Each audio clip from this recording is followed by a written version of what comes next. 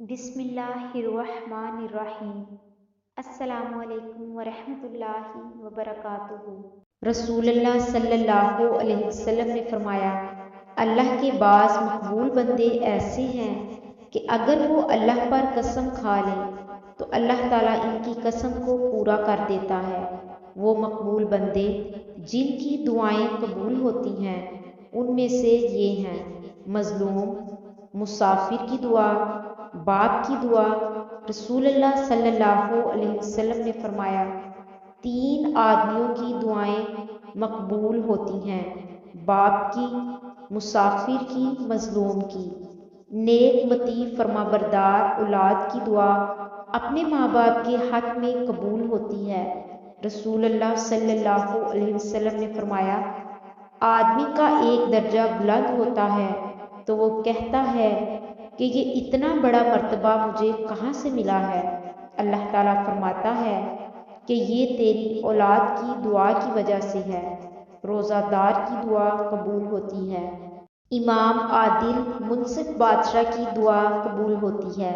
رسول اللہ صلی اللہ علیہ وسلم نے فرمایا، 3 آدمیوں کی دعا رد نہیں ہوتی، قبول ہوتی ہے: روزہ دار جب وہ افطار کرے، انصاف کرنے والے امام بادشاہ، اور مظلوم کی دعا۔ مسلمان اپنے غائب مسلمان بھائی کے لیے دعا کرے۔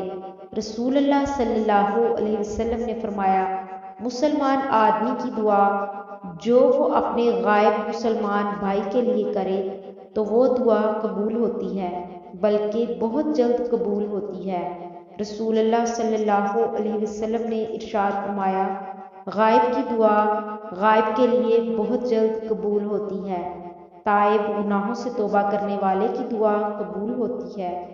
رسول کریم صلی اللہ علیہ وسلم نے فرمایا، گناہوں سے توبہ کرنے والا ایسے ہو جاتا ہے گویا کہ اس نے گناہ کیا ہی نہیں۔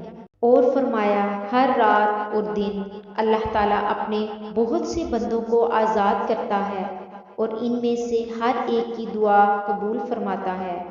رات کو جاگنے والا جب یہ کلمات پڑھ کر دعا کرے تو اس کی دعا ضرور قبول ہوتی ہے۔ رسول اللہ صلی اللہ علیہ وسلم نے فرمایا، لا الہ الا اللہ وحدہ لا شریک لہ، لہ الملک و لہ الحمد وہو علی کل شیء قدیر، الحمد للہ وسبحان اللہ ولا الہ الا اللہ واللہ اکبر، ولا حول ولا قوة الا باللہ العلی العظیم، اللہم اغفر لی۔ جو شخص رات کو جاگنے کے بعد لا الہ الا اللہ سے لے کر اللہم اغفر لی تک پڑھ لے اور دعا کرے تو اس کی دعا قبول ہوگی، اور اگر وضو کر کے نماز پڑھے تو نماز قبول ہوگی۔ آیت کریمہ، لا الہ الا انت سبحانک انی کنت من الظالمین پڑھنے والے کی دعا قبول ہوتی ہے۔